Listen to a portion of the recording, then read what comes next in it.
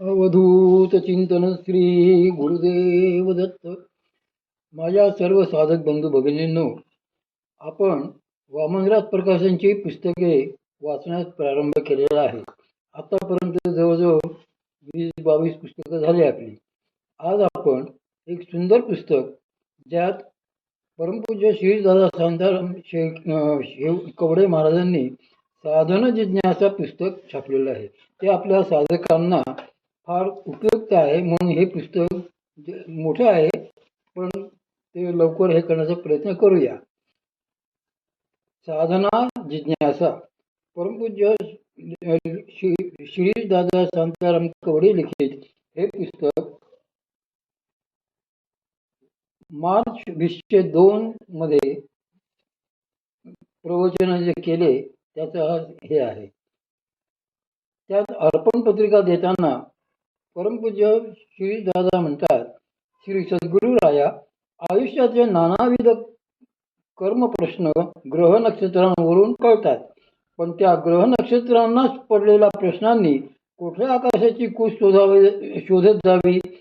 ज्याच्या आनंदमय दर्शनाने प्रश्नांची ग्रह नक्षत्रे शंका तेजांसह उद्याचरीच कायमची पावतात, त्या आपल्या नित्य कृपा सूर्याला. म्हणूनच हे एक असे नक्षत्र स्वप्नांचे अर्ध्य.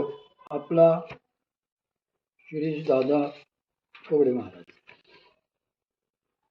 या पुस्तकाची भूमिका लिहिताना परमपूज्य शिरीष दादा म्हणतायत, दरवर्षी संपन्न होणाऱ्या श्रीपाद सेवा मंडळाच्या विविध केंद्रांच्या शिबिर प्रसंगी तसेच परंपरेच्या वार्षिक महोत्सवांमध्ये साधकांकरता शंका समाधानचा कार्यक्रम आवर्जून ठेवलेला असतो.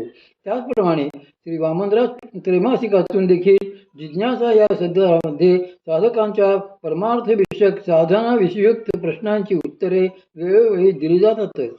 या निमित्ताने असे लक्षात आले की बहुतेक वेळा साधकांकडून प्रश्नांची पुनरावृत्ती होत असते, किंबहुना काही विशिष्ट प्रश्नच अनेकांना पडलेले दिसतात. म्हणून अशा निवडक प्रश्नोत्तरांचा एक संग्रह प्रकाशित केल्यास अनेकांना त्यातून मार्गदर्शन मिळू शकेल आणि शिबिर कार्यक्रमामध्ये किंवा जिज्ञासामध्ये नवीन प्रश्न तरी विचारले जातील. या हेतूनेच प्रस्तुत ग्रंथ प्रसिद्ध करायचे मनात आले होते. आज श्रीपाद नवमीच्या अतिपावन सुमंगल पर्वावर प्रश्नोत्तर रूप संवाद रूप अशा या साधन जिज्ञासा नामक ग्रंथाच्या प्रकाशनाचा योग आलेला आहे. हा त्या परमदयाळू श्री सद्गुरूंच्याच अपार कृपा प्रसादाचा हृदय प्रत्यय आहे. प्रस्तुत ग्रंथात वाचकांच्या सोयीसाठी प्रश्नांचे वर्गीकरण करून विषय परत्वे प्रश्न एकत्र दिलेले आहेत. संदर्भित प्रश्न नेमका केव्हा व कोठे विचारला गेला होता हेही कळावे म्हणून प्रत्येक उत्तराच्या शेवटी लहान टायपात सांकेतिक नोंदी दिलेल्या आहेत. मात्र अनेक कारणांमुळे प्रश्नकर्त्यांची नावे मुद्दामच प्रश्नांबरोबर दिलेली नाहीत. यातून आपणास जे उपयोगाचे वाटेल त्यांचे श्रेय निसंशयपणे परमपूज्य सद्गुरू श्री मामांनाच आहे. या ग्रंथात आपणास काही त्रुटी जाणवल्यास त्या कृपया अवश्य लक्षात आणून द्याव्यात, म्हणजे पुढील आवृत्तीत तशा सुधारणा करता येऊ शकतील. शेवटी हा सगळा समयोपदेश प्रपंच श्री सद्गुरूंच्याच पावन अमलान अशा मृदुल श्रीचरणी प्रेमादरपूर्वक समर्पण करून त्यांच्या निरंतर कृपाछत्राची याचना करतो. आपला शिरीष शांताराम कवडे. हे पुस्तक 26 मार्च 2003 रोजी छापले गेले.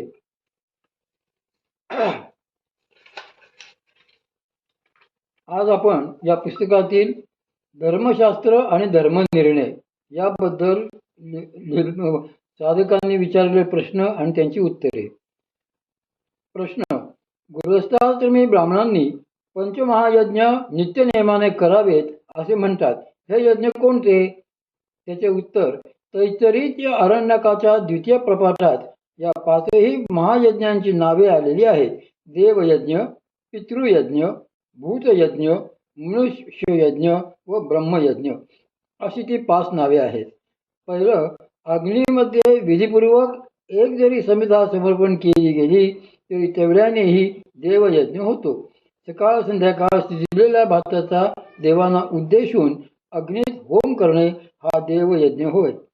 स्वधा असे म्हणून पितरांच्या तृप्तीसाठी उदकांजली दिल्यानेही पितृयज्ञ होतो, किंवा पितरांना उद्देशून भूमीवर अन्नाचे बळी देणे हा पितृयज्ञ होय. तिसरा, भुकेलेल्या प्राणीमात्रांना थोडे का होईना अन्नदान केल्याने भूतयज्ञ होतो, किंवा भूतमात्रांना उद्देशून भूमीवर अन्नाचे बळी देण्यानेही भूतयज्ञ संपादित होतो. चौथं, सदाचारी व विद्वान ब्रह्मनिष्ठांना भोजन देण्याने मनुष्य यज्ञ होतो, किंवा कुणाही गरजू मनुष्यमात्रांना अन्नदान करण्यानेही मनुष्य यज्ञ होतो. पाचवं, रोज एक तरी वेदऋचा पठण केल्याने ब्रह्मयज्ञ सिद्ध होतो. यातील ब्रह्मयज्ञातिरिक्त इतर चारही यज्ञांना एकत्रितपणे वैश्वदेव म्हणण्याचा प्रथा आहे. प्रश्न, महाभारताला पाचवा वेद मानतात का? उत्तर, होय. याला छांदोग्य श्रुती ही प्रमाण आहे. श्रुती सांगते की महाभारत हा सकल ज्ञान सन्निविष्ट इतिहास ग्रंथ असल्यामुळे त्यांचा हा श्रुयुक्त गौरव यथोचितही आहे. माऊलीही म्हणूनच सांगतात की मग शब्द ब्रह्मे असंख्याके, जे तुला काही अभिप्राय पिके, ते तुला महाभारते ऐके लक्षे जोडे. वेदांच्या शब्दब्रह्माच्या असंख्य विस्ताराचा जो साररूप अभिप्राय आहे तो सगळा महाभारताच्या एक लक्ष श्लोकात सहजच सामावलेला आहे. प्रश्न, महात्म्यांनी अपराध करणाऱ्यांना नेहमी क्षमाच करावी का? उत्तर, त्यातल्या सामान्यांना आतून व बाहेरूनही नेहमी क्षमाच करावी. मात्र शरणागताला, निकटवर्तीयांना अथवा शिष्यांना फक्त आतून क्षमा करावी. त्यांची चूक त्यांना मनापासून उमगून त्यांनी ती पूर्णपणे सुधारल्याशिवाय त्यांना बाह्यतः क्षमा मुळीच करू नये. त्यातूनही एखाद्या अहंकारी शिष्य किंवा निकटवर्ती मनुष्य सुधारण्याच्या पलीकडचा वाटला तर त्यांनी महात्म्यांनी मुद्दाम सर्वथा उपेक्षाच करावी. तीच त्यांनी त्याला केलेली सगळ्यात मोठी शिक्षा आहे. प्रश्न, असे वाचनात आले की सद्गुरू योगीराज श्री वाद गुळवणी महाराज हे नैष्ठिक ब्रह्मचारी होते. तर नैष्ठिक म्हणजे काय? उत्तर, शास्त्रांनी ब्रह्मचार्यांचेही 4 प्रकार सांगितलेले आहेत. त्यातलाच हा चौथा प्रकार आहे. हे चारही प्रकार थोडक्यात असे. 1. उपनयनानंतर 3 रात्रींपर्यंत जो अळणी भोजन करून गायत्री जप करून राहतो त्यास गायत्र ब्रह्मचारी म्हणतात. उपनयनानंतर वेदाध्ययन पूर्ण होईपर्यंत जो ब्रह्मचर्य व्रताचे पालन करीत असतो त्याला ब्रह्मचारी म्हणतात. जो उपनयनानंतर 1 वर्षापर्यंत ब्रह्मचर्य व्रत पालन करतो त्याला प्राजापत्य ब्रह्मचारी म्हणतात. आणि चौथा, जो उपनयनानंतर मृत्यूपर्यंत गुरुसेवापूर्वक ब्रह्मचर्य पालन करतो त्याला नैष्ठिक किंवा बृहन ब्रह्मचारी म्हणतात. परमपूज्य श्री गुळवणी महाराज हे खरोखरीच सर्वार्थाने या संज्ञेला पात्र होते.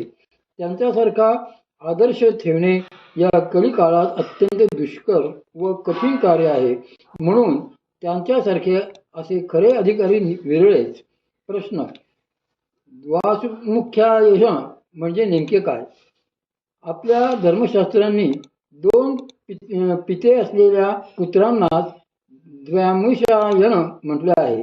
उदाहरणार्थ, जन्मदाता पिता कोणी एक आहे, पण हा मात्र दत्तक विधानाने दुसऱ्या पित्याला दिला गेला आहे. अशा वेळी जर जन्मदात्या पित्याचा उत्तराधिकार त्याने सोडलेला नसेल तर तो ब्रह्मामुषायन होतो. प्रश्न, शिवलिंगे इतर द्रव्यांचीही बनवता येतात काय? उत्तर, होय. लिंग या शब्दाचा सामान्य अर्थ चिन्ह किंवा लक्षण असा होतो. परमेश्वराने चिन्ह किंवा लक्षण म्हणजेच हे लिंग होय. स्कंदपुराणात लयनालुत मुच्यते अशी व्याख्या येते. ज्यामुळे लय अथवा प्रलय होतो तेच लिंग होय. शिवलिंगातच प्रलयकाली सर्व काही लय पावते. शिवपूजेसाठी पार्थिव पाषाणांची, सोन्या चांदीची व अनेक प्रकारची लिंगे प्रयोगात आणली जातात. विविध द्रव्यांपासून शिवलिंगे बनवली जातात. गरुड पुराणात याविषयी सविस्तर विचार आलेला आहे. त्यापैकी काही प्रकारांची मुद्दाम थोडक्यात माहिती देतो, त्यांचा आपणास उपयोग होईल. पहिलं, गंधलिंग. 2 भाग कस्तुरी, 4 भाग चंदन आणि 3 भाग कुंकू असे एकत्र करून हे लिंग तयार होते. याच्या पूजनाचे शिवसायुज्य मिळते. दुसरं, पुष्पलिंग. विविध सुगंधी पुष्पे एकत्र लिंगाकार रचून हे लिंग तयार करतात. जमीन मिळण्यासाठी, स्थावर लाभांसाठी या प्रकारे पूजन करतात. तिसरं, गोशक्रुलिंग. स्वच्छ कपिलवृणाच्या शेणापासून हे लिंग बनवितात. याच्या पूजनाने ऐश्वर्य मिळते. पण ज्याच्यासाठी हे लिंग तयार करतात त्याचा मृत्यू होतो असा समज आहे. यातील मातीत पडलेले शेण यासाठी वर्ज्य असते. रजोमय लिंग. वाळूपासून हे लिंग बनवितात. याच्या पूजनाने प्रथम विद्याधरत्व आणि नंतर शिवसायुज्य मिळते. 5वं, यवगोधूम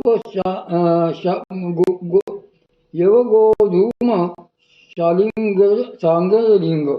यव, गहू, तांदूळ यांचे पीठ घेऊन त्यापासून हे लिंग तयार करतात. याच्या पूजनाने धनधान्य प्राप्ती व पुत्रलाभ होतो. भस्ममय लिंग. भस्मापासून तयार करतात. हे पूजकाला सर्व फलप्रद असते. धात्री फलदात लिंग. आवळ्यापासून आवळे नीट रचून हे लिंग तयार करतात. हे पूजकाला मुक्ती देणारे असते. 8वं, स्वर्णनिर्मित लिंग. सोन्याचे तयार करतात. हे महामुक्तीपद असते.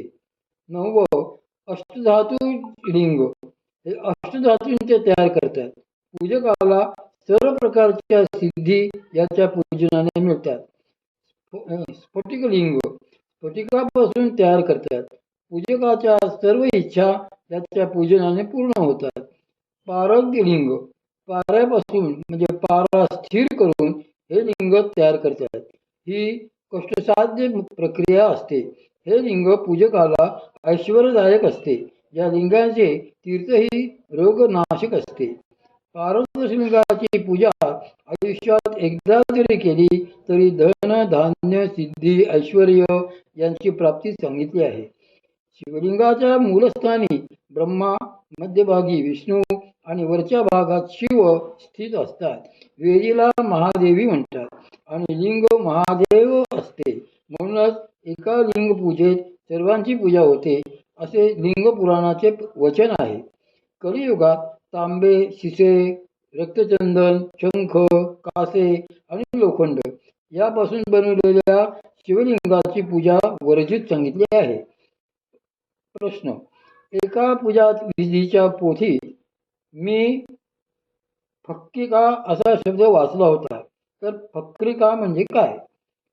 उत्तर, पौरोहित्यात साहित्याची मांडणी करून झाल्यानंतर मंत्रोच्चारपूर्वक पुढची अर्पण क्रिया तसेच उपचार क्रिया करायची असते.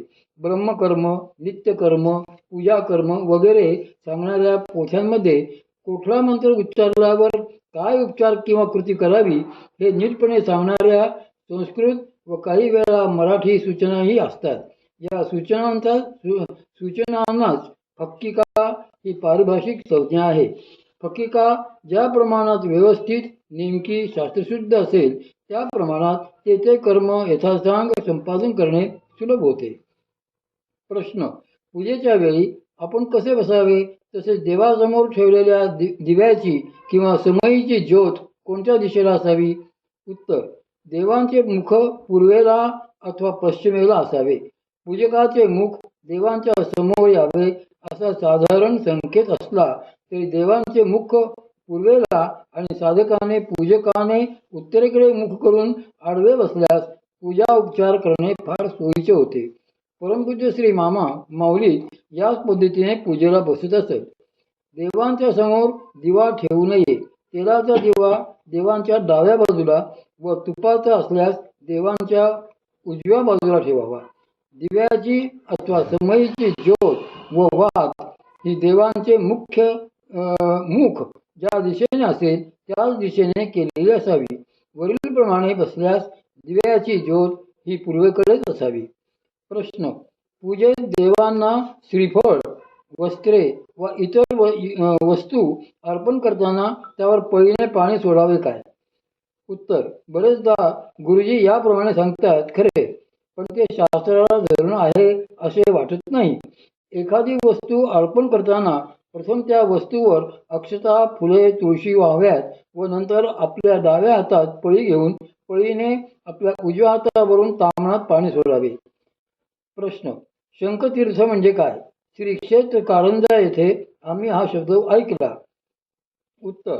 काही मंदिरातून अद्यापही हा विशिष्ट विधी अस्तित्वात असलेला दिसतो. विशेषतः दक्षिणेकडच्या देवळांमध्ये साधक उपासकांची अंतर्बाह्य शुद्धी व्हावी, देवतेजाचा प्रसाद व्हावा म्हणून हा विधी केला जातो.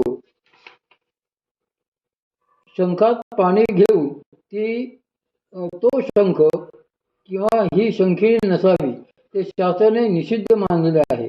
देवावरून तीनदा म्हणजे घड्याळाच्या दिशेने ओवाळून त्यातले थोडे जल तीर्थात मिसळतात व उरलेले जल पुजारी उजव्या हातात घेऊन अथवा शंखानेच जमलेल्या सर्वांच्या अंगावर शिंपडतात. त्यानंतरच तीर्थप्रसाद वाटला जातो. या पद्धतीने आपली श्रद्धा भावना तशी असल्यास शरीराची आतून आणि बाहेरूनही शुद्धी होते. प्रश्न. मधुपर्क म्हणजे काय? मधुपर्क म्हणजे मध व साखर, दही, तूप, जल आदी इतर 4 पदार्थांचे मिश्रण हे सन्मानपूर्वक देवता, अतिथी, ब्राह्मण यांना अर्पण करणे. दही, दूध, तूप, मध, साखर यांच्या मिश्रणाने होणाऱ्या पंचामृतालाही मधुपर्कार्थ मान्यता आहे. प्रश्न. आपली चूक नसताना काही माणसे खोट्या तक्रारी करून खोट्या कांगाळ्या करून त्रास देतात. अशा लोकांना शिक्षा होते का? ती काय प्रकारची असू शकते? उत्तर. आपल्याच कर्माच्या ऋणानुबंधांमुळे आपल्याला आयुष्यात त्रास होतो, पण त्रास ज्यांच्यामुळे होतो त्यांना शिक्षा कशी व काय करावी हे ईश्वरी सत्ताच ठरवते. त्यामुळे अगोदर असा कर्माचा निर्णय झाल्याशिवाय शास्त्रे तरी याबाबत निर्णयात्मक काय सांगणार? प्रश्न. कर्मसिद्धांत मानावा का? कशासाठी? उत्तर. खऱ्या बुद्धिनिष्ठाला कर्मसिद्धांत मानणेच भाग आहे. न पेक्षा अनेक प्रश्नांना सुयोग्य उत्तरे मिळणार नाहीत. अनेक गोष्टींचा उलगडा होणार नाही. त्यामुळे सृष्टीतील वरवर दिसणाऱ्या विसंगतीमधील आंतरिक सुसंगती कळण्यासाठी कर्मसिद्धांत समजून घेणेच अगत्याचे आहे. प्रश्न. शास्त्र फळ कळण्यासाठी कोणते ग्रंथ वाचावे? उत्तर. शास्त्र ग्रहण आणि अपार आहे. तसेच तद्विषयक ग्रंथही अगणित आहेत.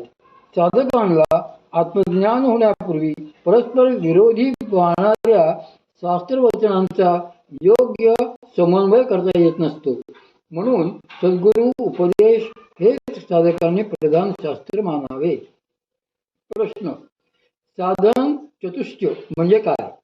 ब्रह्मजिज्ञासेसाठी जिज्ञासू हा 4 साधनांनी युक्त असावा असा संकेत आहे. या 4 साधनांनाच साधन चतुष्टय असे म्हणतात. ही साधने जर जिज्ञासू जवळ नसतील तर तो सत्यस्वरूपात आत्मस्वरूपात स्थिर होऊ शकणार नाही. ही 4 साधने अशी आहेत. पहिलं नित्यानित्य वस्तू विवेक, दुसरं वैराग्य, तिसरं षट्संपत्ती, शम, दम, उपरती, तितिक्षा, श्रद्धा आणि समाधान आणि मुमुक्षत्व यांचे थोडक्यात विवरण असे. नित्यानित्य वस्तू विवेक म्हणजे परब्रह्मच सत्य आणि नित्य असून जगत हे भासमान आणि अनिष्य आहे असे निश्चयाने जाणणे. दुसरं वैराग्य म्हणजे देहापासून ब्रह्मलोकापर्यंत सर्व अनित्य आणि भोग्य पदार्थांविषयी जी शुभना किंवा तृणाबुद्धी तिलाच वैराग्य म्हणतात. तिसरं शम, विषयांमध्ये वारंवार दोष बघून त्या विषयापासून चित्ताने विरक्त होणे आणि आत्मस्वरूपात स्थिर होऊ लागणे. दम, कर्मेंद्रिये व ज्ञानेंद्रियांना विषयांपासून काढून स्वस्थानी आणून स्थिर करणे. उपरती, वृत्ती बाह्य विषयांचा आश्रय सोडून सहजतेने अंतर्मुख होऊ लागणे. तितिक्षा, सर्व कष्ट क्लेश त्यांचा प्रतिकार न करता तसेच चिंता किंवा त्याबद्दल शोकही न करता सहन करीत जाणे. श्रद्धा म्हणजे शास्त्रे आणि गुरुवाक्य ही सत्यच आहेत असा ठाम बुद्धिनिश्चय होणे. श्रद्धेनेच आत्मस्वरूपाची प्राप्ती होते. समाधान, सदा सर्वदा बुद्धी ब्रह्मस्वरूपात स्थिर राहणे आणि सम राहणे. मुमुक्षत्व, आपल्या अहंकारापासून देहापर्यंत जी जी काही अज्ञान कल्पित बंधने आहेत ती आत्मस्वरूपांच्या ज्ञानाने त्यागण्याची तोडण्याची इच्छा असणे म्हणजे मुमुक्षत्व. या 4 साधनांपैकी मुमुक्षत्व आणि वैराग्य ही 2 श्रेष्ठ व अत्यावश्यक साधने आहेत. शिवाय सद्गुरु कृपेने प्राप्त होणारी भक्ती म्हणजे कृपाशक्ती ही या साधनातूनही श्रेष्ठ असते. तिच्या एकटीच्या प्राप्तीनेच ही 4ही साधने साधकांच्या ठिकाणी यथाकाल प्रगट होऊ शकतात. म्हणूनच भगवत्पूज्यपाद श्रीमद शंकराचार्य महाराज विवेक चूडामणी सांगतात की मोक्ष कारण सामान्य भक्तिरेव गरीयसी. जे आयुष्यभर सज्जनतेने आणि माणुसकीने वागतात, लोकांचे भले करतात, त्यांना संत म्हणावे का? त्यांची गती काय होते? उत्तर, एखाद्या पुण्यवानाची होईल तशीच त्यांचीही गती होते. एखादा व्यवहारामध्ये प्रामाणिक आहे, काटेकोर आहे, प्रेमळ आहे, इतरांवर उपकार करणार आहे, तर अशाला शास्त्रांनी सज्जन या सदरात घातलेले आहे. ती संतजन या प्रकारातला नाही, सज्जन आहे. म्हणूनच त्याने केलेल्या सगळ्या सत्कर्मामुळे, चांगले वागण्यामुळे, चांगले बोलण्यामुळे, लोकांवर उपकार करण्यामुळे जे काही पुण्य होते त्या पुण्याने स्वर्गाचा भोग मिळतो असे सांगितले आहे. अशा लोकांना वेगवेगळ्या स्वर्ग श्लोकांची किंवा त्यांच्या सज्जनतेला त्याची तपाचीही जोड मिळावी असेल तर आणखी वरच्या लोकांचीही प्राप्ती होते, पण त्यांचा मोक्ष होत नाही. प्रश्न, सदाचारी मनुष्यालाही मोक्ष मिळणार नाही का? मोक्षाकरता नुसतेच सदाचारी असून उपयोग नसतो. एखादा जरी सदाचारी असला तरी प्रामुख्याने त्याच्यापाशी श्रद्धाही पाहिजे. त्याने परमेश्वराचे अस्तित्व मानले पाहिजे आणि त्यावर विश्वासही ठेवला पाहिजे. असे नसेल तर सदाचारी असूनही परमेश्वर न मानून त्याबद्दल तो काही